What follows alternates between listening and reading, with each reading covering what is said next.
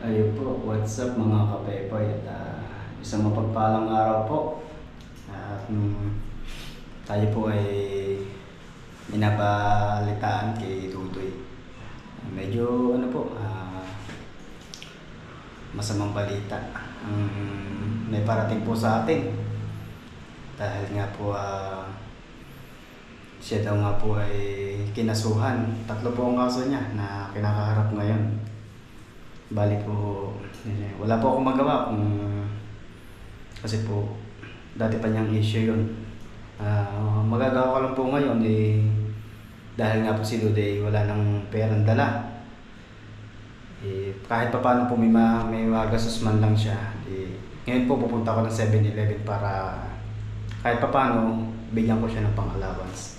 Kahit papunta kung lalo yung ano yung lalakarin niya tungkol doon sa kaso niya, meron po siyang magasos kahit ano man lang. Yan po, at ako may pababa muna. So yan po mga kapepoy, nandito na po tayo sa 7-Eleven at mag-withdraw lang po tayo para po meron tayong kahit pa paano may makipadala po kay Dudoy sa machine. Mag-withdraw lang po tayo para meron po tayong makipadala kahit pa paano kay Dudoy.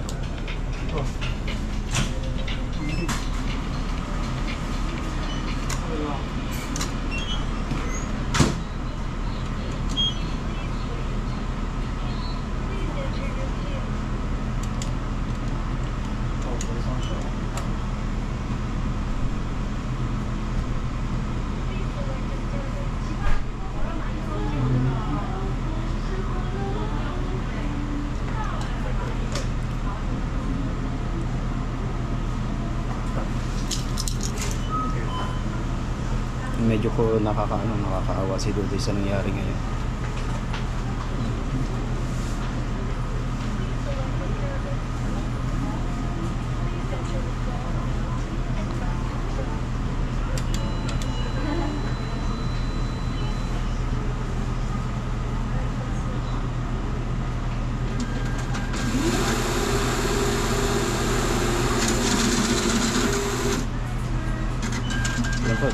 Nakuha na natin ito para kahit pa paano meron po siyang magamit man lang na kaunti. Yan lang.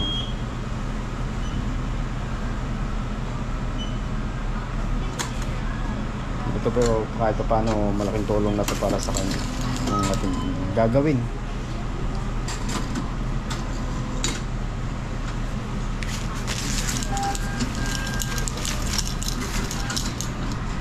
Yan po mga kapepoy, pupunta lang po ako ng counter at papadala na po natin yung konting tulong natin kay Dudoy. Ayan po. So yun po mga kapepoy at may padala na po natin yung konting tulong kay Dudoy para po kahit pa paano nagamit po siya kahit pa mapamasahe pangkain sa kanyang inaasikaso. Dudoy, pray ka lang sa ano man yung nangyayari sa iyo ngayon. Pasensya ka na, wala akong magawa kundi ito lang, konting tulong kahit pa paano magamit mo sa yung paglakad-lakad, kung ano man yung nilalakad na yan, at mag-iingat ka lagi. Ayan mo, at ika nga sinusubok ka talaga ng panahon. Kung ano man yung pagsubok na yan may sana malagpasan mo kung ano man yan. Pasensya ka na at kung ano man yan. At nakakalungkot po talaga at hindi po namin inaasahan talaga ni Dudoy yan kasi bigla po siyang tumawag sa akin, sabi ganun niya daw po 3 pa yung kasong binanat sa kanya. Syempre po bilang isang kasama, kaibigan, syempre po nakakalungkot talaga yung nangyari sa kanya. Hindi po namin lubos maisip na siya gaganunin kahit siya nawalan na ng trabaho dito po sa Taiwan. Sabi ko nga po pray ka lang, sana makaraos ka dyan. Tsaka po may konti po akong panawagan sa ating mga viewers. Doon po sa mga comment po natin na ano, sana po medyo ano po, positive lang po tayo, kumbaga positive lang po i-comment natin, wag po tayo mag-comment ng negative. Kasi po isa yan sa mga dahilan kung bakit trigger po yung naging kalaban ni Dudoy sa ano, sa yun, sa naging ano niya sa kanya. Huwag po tayo yung mag-comment ng nakakasira po ng imahe. Kaya po, lalo na didiin po si Dudoy. Yun lang po ang pakiusap ko. At thank you din po sa hindi nyo pag-iwan sa kanya, sa amin. Alam ko pong may konting sama ng loob si Dudoy sa group, pero naiintindihan naman po namin yung bakit. Pasensya ka na Doy kung ano man yun. Pero yung ginawa kong tungkol sa'yo na konting ano man lang, kahit pa paano makatulong sa'yo. Isa po sa nakakalungkot din na alam mo niyo po yung sinabi niya sa akin na pag naman ako nakulong boy, huwag mo akong pababayaan, utangan mo ako pampiyansa. Sabi mo ganyan sa akin. Siyempre po bilang isang kaibigan, nalungkot ako sa mga kung madihado siya sa kaso. Possible po na siya ay makulong o magbayad ng danyos naman napakalaki. Pero sabi, hindi naman kita pababayaan, sabi ko ganun. Kahit pa paano naman ako gagawa ng paraan dito para matulungan ka. Kung sa kaperahan man ay kahit wala tayong kasinong pera dito, gagawa tayo ng paraan, sabi ko ganun. Sabi ko, hindi kita iiwan. Kumbaga, gagawa ko ng paraan para kung sakali mong matalo ka sa kaso at makulong ka, kailangan ng piyansa, kailangan ng pera, gagawan po natin ng paraan para siya ay matulungan natin. Yun lang po ang ating may tutulong na tanging paraan na may tutulong ko sa kanya sa nangyayari. Nakakalungkot naman pong isipin kasi po talagang napakabait naman po niyang tao.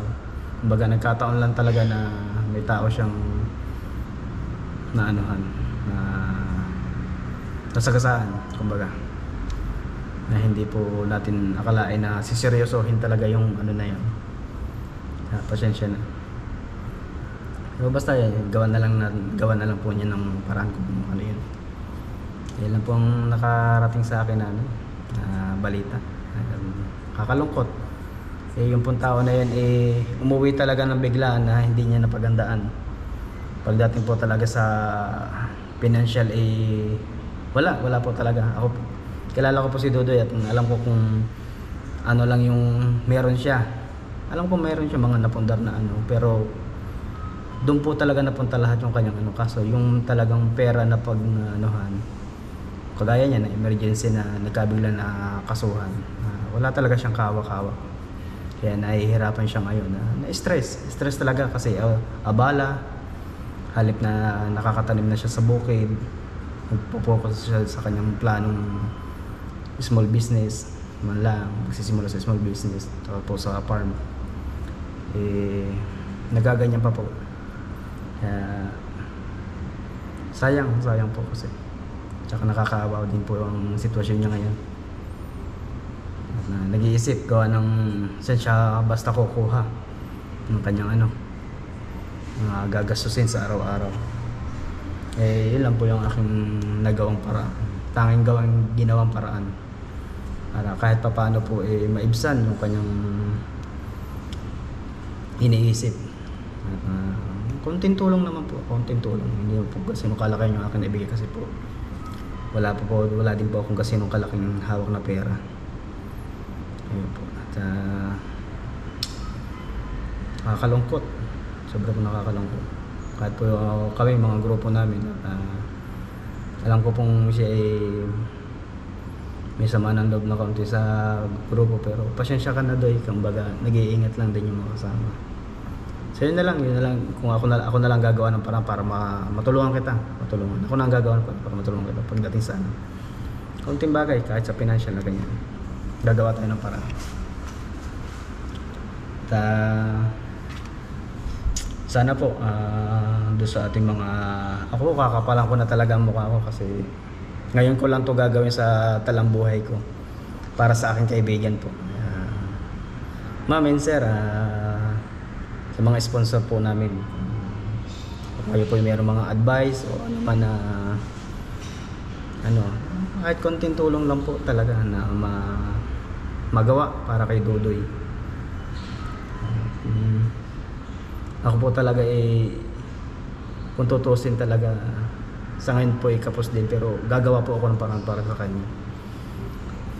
Ako po kakapalan ko na rin din ang aking mukha para humingi ako ng tulong sa inyo para kay Dudoy. Ayan po, message nyo na lang po si Dudoy kung ano man yung inyong gustong iparating sa kanyang tulong. Ayan po. At kaya po ako nananawagan kasi po nakakawa po kasi sitwasyon niya, kasi kababalik niya lang Iloilo, tapos bumalik na naman siya ng Maynila gawa po ng may dumating na subpina. Yun na po yung imbitasyon galing sa ano. Kaya kailangan pong harapin nyo, kasi pag hindi po hinarap yun, possible na siya makulong. Nag-iisip siya ng gagastusin kasi pabalik-balik. Yun lang po ang aking panawagan. Sana po matulungan din niyo siya. Ako po kinapalan ko na ang mukha ko. Kumbaga sinantabi ko muna yung aking kahihiyan. Kumbaga akin po munang kakapalan ng mukha para sa makahingi po ako ng tulong sa inyo para sa aking kaibigan. Ayan po. Doy, kung ano man yung ating magagawang paraan dito, gagawin ko ng paraan para matulungan kita. Pasensya ka na ha. Pero gagawa tayo ng paraan para kumbaga kung ano man yung kinakaharap mo dyan, ating marisolbahan baga sa mga bagay-bagay.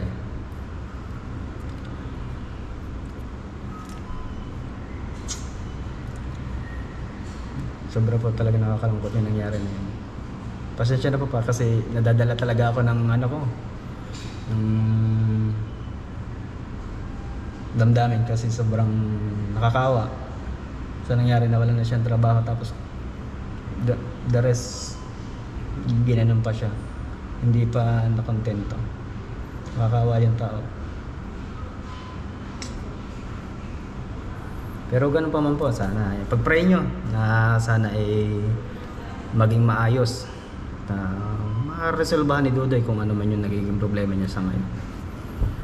So yun lang po, at maraming salamat, at pasensya na po kayo kasi hindi ko mapigilan ito lang po sana, pasensya na po.